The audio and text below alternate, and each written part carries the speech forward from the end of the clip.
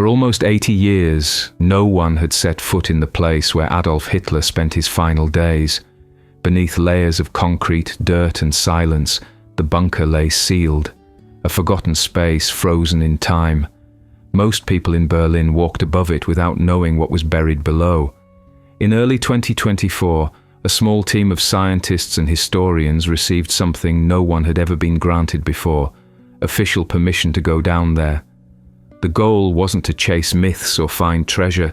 It was to document what was left, to see if any trace of those last hours had survived. When they opened the first narrow shaft, the smell of damp metal and dust filled the air. The cameras went first. Through their lenses, the researchers watched as light from the drones revealed a world that hadn't seen daylight since 1945. The walls were slick with moisture. Rusted pipes crossed the ceiling like veins. Pools of stagnant water reflected the cold light. One of the engineers whispered, "It's like stepping inside a tomb." He wasn't far off. The bunker had been sealed by Soviet forces after the war. They had tried to destroy it but failed. The concrete was simply too thick.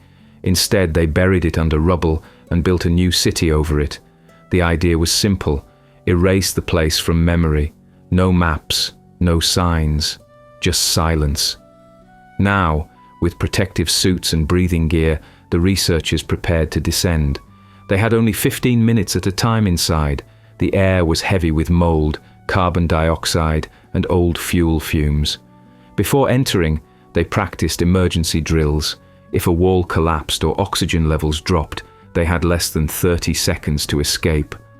As they lowered themselves through the shaft, every sound seemed amplified: the creak of metal, the hiss of air tanks, the hum of lights. At the bottom, they stood in knee-deep water. The floor was covered in mud and fragments of broken tiles. They moved through a narrow passage, their boots echoing in the dark. One of the scientists stopped in front of a wall where something faint was scratched into the plaster.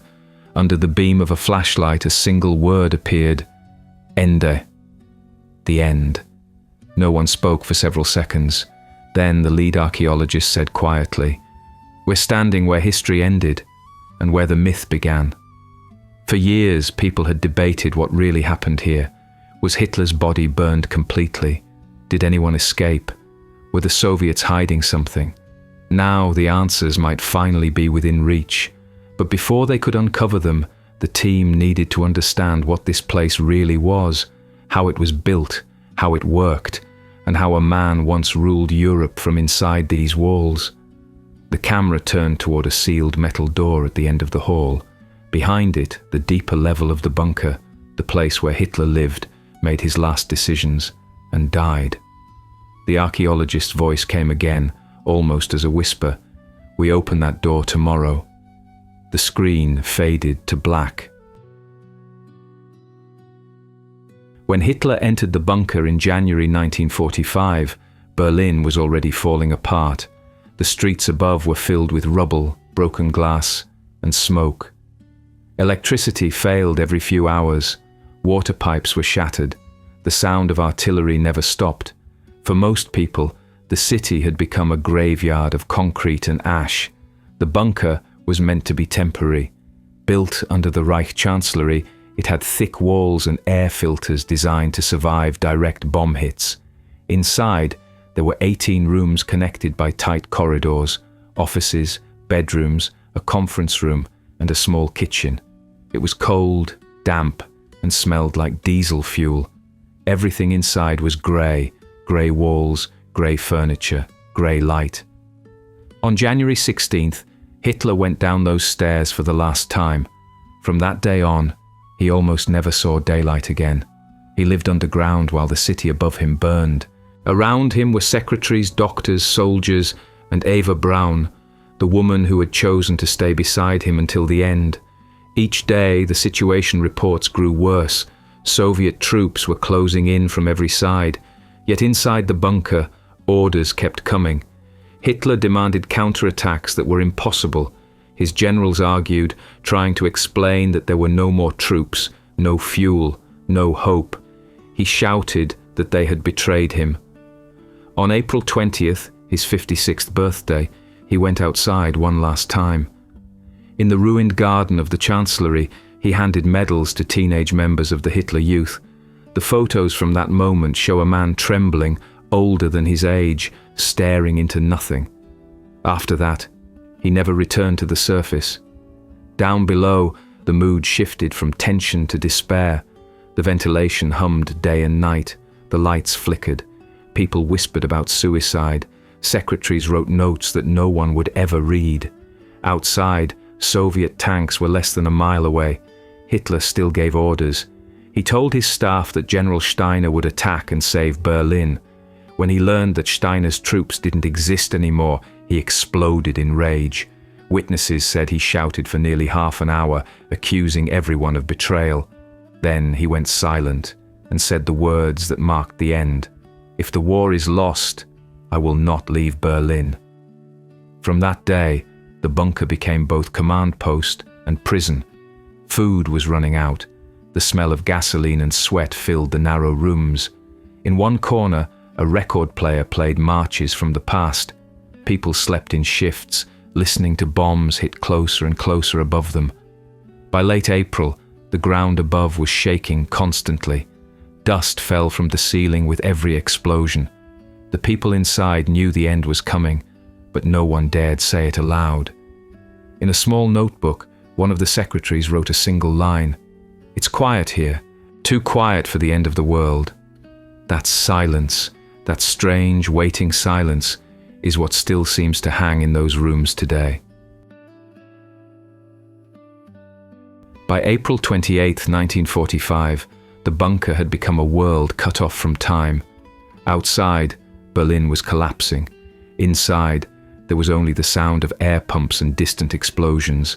The people who remained moved like shadows through the narrow corridors. That night, Hitler received two final pieces of news that broke what was left of his will. First, he learned that Heinrich Himmler, once one of his most loyal men, had tried to negotiate peace with the Western Allies. Then came the news from Italy. Mussolini, his old ally, had been captured and killed. His body was hung upside down in a public square. Hitler looked at the report for a long time, then said quietly, "That will not happen to me." He dictated his last political and personal testaments to his secretary Traudl Junge. In them, he blamed the Jews for the war, appointed new leaders for a Germany that no longer existed, and confirmed his plan to marry Eva Braun.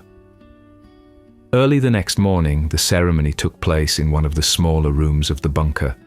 A low-ranking party official served as the registrar. The wedding lasted only a few minutes. There was no music, no flowers, just the smell of damp concrete and candle smoke. Afterward, they shared a simple breakfast of tea, champagne, and a small cake. It was their only moment of calm. The following day, April 30th, Hitler reviewed reports that no longer mattered. Soviet troops were only a few hundred meters away. The gunfire outside was constant. Around 3 p.m, he met with his officers for the last time, shook hands with his staff, and said goodbye. Then he retreated to his private quarters with Eva Braun. A few minutes later, a sharp sound echoed through the bunker, one gunshot. When the aides entered the room, they found Hitler slumped on the couch with a wound to his right temple. Eva lay beside him, poisoned. On the floor were the shattered remains of a small glass vial. The smell of bitter almonds, cyanide, filled the room. Following his orders, his guards wrapped both bodies in grey blankets and carried them up the narrow stairs to the garden above. Artillery shells were falling nearby. They placed the bodies in a shell crater, poured gasoline over them, and set them on fire. The flames struggled to rise in the cold wind. The others stood silently for a moment, then went back inside. One of them later said, "It was over," but no one said the word. That evening, Joseph Goebbels and his wife poisoned their 6 children. Then they took their own lives.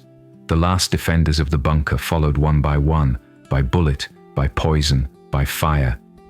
On May 2nd, Soviet troops entered the area. The Chancellery was gone, reduced to ruins and smoke. Deep below, the bunker still existed, silent, empty, and filled with the smell of burned fuel and death. What began as a shelter had become a tomb. When Soviet troops reached the bunker in early May 1945, Berlin was already a ruin. The Reich Chancellery was a blackened shell, its gardens cratered by bombs. Beneath it, the bunker stood half flooded and filled with debris. The soldiers who entered found empty rooms, broken furniture, and the smell of fuel. In one corridor lay burned blankets and fragments of bone. The Soviet intelligence service, SMERSH, took control immediately. Every object, every scrap of paper, every tooth, every bullet casing was packed into boxes and sent to Moscow. Within days, the site was sealed again. What happened next would remain hidden for decades. Inside Soviet reports, one detail stood out: a jawbone with metal bridges. The Soviets compared it with dental charts made by Hitler's personal dentist, Hugo Blaschke. His assistant, Käthe Häusermann, confirmed the match under interrogation. For forensic experts, that should have been enough. Hitler was dead. But Stalin didn't want that truth made public. At the Potsdam conference a few months later, he told Truman and Churchill that Hitler might have escaped. It was a deliberate lie, a small seed of confusion that would grow for years. By keeping the world uncertain, Stalin kept control of the story. For the rest of the 20th century, the Soviets spoke in contradictions. Some officials said the dictator had died in Berlin. Others hinted he had fled to Spain or South America. Western intelligence agencies collected thousands of reports claiming to have seen him in Argentina, in the Andes, even in a monastery in Tibet. None were real, but each kept the mystery alive. Meanwhile, the real remains were moved from place to place. They were buried in Magdeburg, dug up again, burned, and finally thrown into a river in 1970. The goal was clear: to erase any trace, to make sure no one could turn the site into a shrine. But the secrecy only fueled obsession. Without clear answers, myths filled the silence. Books, documentaries, and spy files all repeated the same question: what if Hitler survived? In East Germany, the land above the bunker was rebuilt, streets were redrawn, apartment blocks rose over the ruins. Official maps erased the location completely. The bunker had become a non-place, invisible, untouchable, forgotten by design. People who lived nearby said they sometimes heard echoes underground when construction crews worked too deep. Others claimed to have found sealed walls or human bones. None of it was verified. The authorities made sure of that. The story of the bunker turned from history into rumor. The truth was buried under concrete, but the myth stayed alive in the public imagination. A myth built not by believers, but by governments that preferred silence to clarity. And that silence lasted for nearly 80 years, until someone finally decided to break it. When the research team returned in 2024, they carried not weapons, but scanners, cameras, and breathing masks. For the first time since the war, people were walking again through the same rooms where the Nazi regime ended. The air was thick with mold and dust. Their voices echoed off the concrete walls like whispers from another time. The deeper they went, the more the space felt unchanged. The old corridors still twisted at sharp angles. Doors made of thick steel were rusted but intact.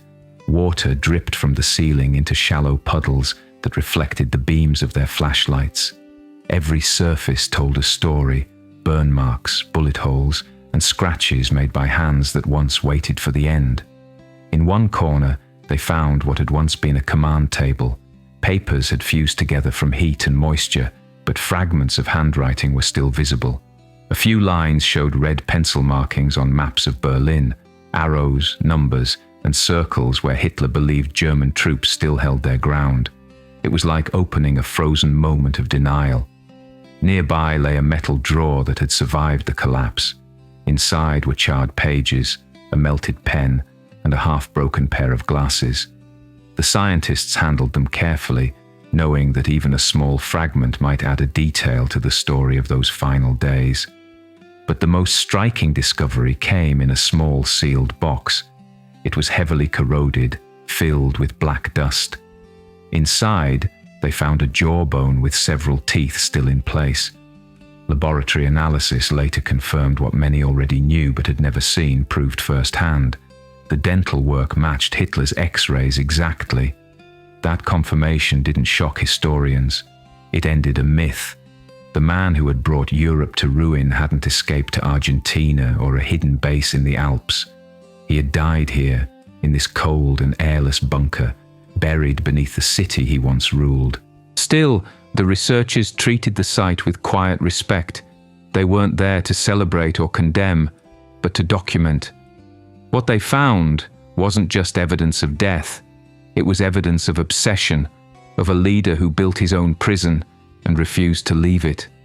When they finished their work, they sealed the entrance again. The bunker remains closed to the public, hidden beneath a normal residential block. People walk dogs above it, take their kids to school, and have no idea that just a few meters below lie the remains of one of history's darkest chapters. But history doesn't stay buried forever. Each generation rediscovers it, trying to understand how something like this could happen, and how ordinary people could follow a man all the way into the ground. Before leaving the site, one of the researchers wrote a note in his logbook. The bunker is not about Hitler. It's about what happens when truth is locked away too long. 80 years later, that truth has finally seen daylight again. If you found this story powerful, subscribe for more true accounts that uncover the real places where history still breathes, sometimes right beneath our feet.